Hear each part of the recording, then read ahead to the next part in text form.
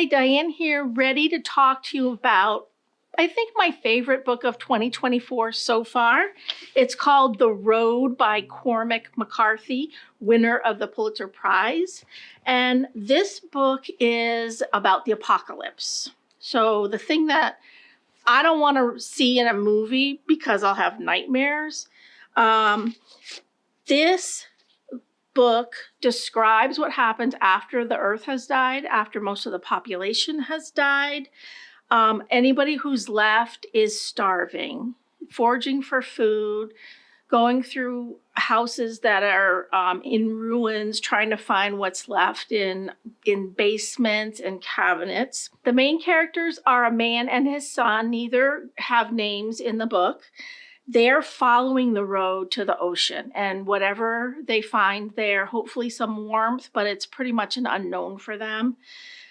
Despite the bleak theme, and I should tell you that I'm making my book discussion group read this book, and I may lose some friends over it because we have mixed feelings about it. The book flows without effort. It's a pretty quick read despite the subject matter. But the writing is beautiful. And I know I say that a lot, but it's to be savored as you're reading it because he writes very uniquely, a lot of times without punctuation and with run-on sentences, but it's beautiful nonetheless. You may recognize Cormac McCarthy's other works. He has also written No Country for Old Men, All the Pretty Horses, and Child of God. And I believe that all three of those were made into movies. So please pick up The Road by Cormac McCarthy, this week's favorite from Diane. Hi everyone, Liz here in Adult Services, and this week I'm going to talk to you about one of the best things that I've read recently, which is Divine Might, Goddesses in Greek Myth by Natalie Haynes.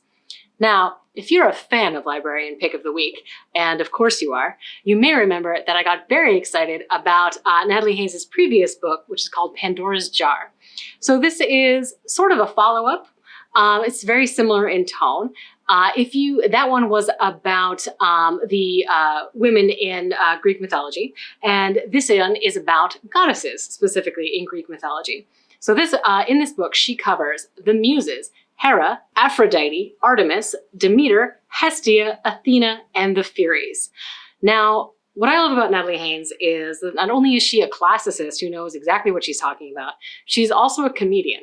So this book is very tongue-in-cheek, it's very fun, it's very accessible. So if you are a big fan of Greek mythology, but like maybe didn't study it at Oxford, this book is still for you. And I really recommend actually listening to this one as an audiobook. And this one is available as an e-audiobook on Libby, if you're interested, because Natalie Haynes reads it herself. And it's kind of like having your smartest, coolest friend tell you stories about Greek mythology that she is super passionate about. It's really interesting. It's a lot of fun, and I highly recommend it.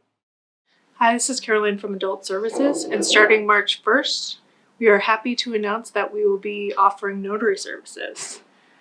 So a little bit about it. Library notaries are on staff during the library hours of operation, but please call ahead of time to ensure that a notary is available to help you. And we'll be offering these services 30 minutes before closing, or up to 30 minutes before closing. So a few things when preparing for your visit. Please bring a valid government-issued photo ID. Notary service is limited to 3 documents per person, per visit.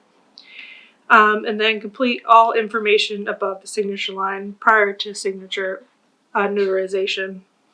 And bring all unsigned documents to be notarized.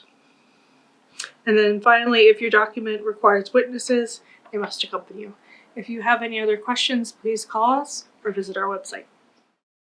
Hi, I'm Patti Pennick, Head of Youth Services at the Goffstown Public Library.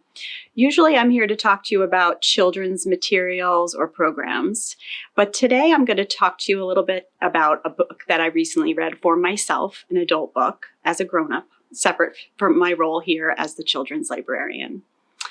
As a general rule, I read a lot of historical fiction. It's actually my favorite genre. I do enjoy a good fiction book, biographies, and some nonfiction. But my latest passion are psychological thrillers. And if you haven't heard of psychological thrillers before, usually these are books that have themes of jealousy and manipulation and some obsession, kind of dark, but really intellectually stimulating, because as I'm reading them, I'm always wondering, what's really happening here? Who's doing what to whom? A little bit different than your standard crime novel with a detective or horror, neither of which I really enjoy reading. So the book that I'm going to share with you today is called The Silent Bride by Shalini Boland.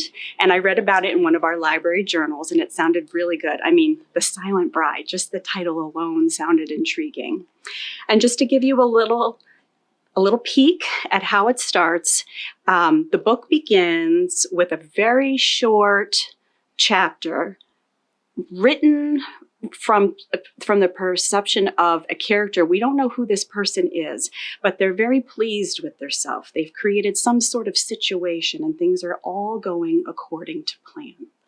That chapter quickly moves into really the first chapter of the book, where we meet the lead character, Alice, who is a young woman in her 20s, and she's about to walk down the aisle to the man of her dreams, Seth.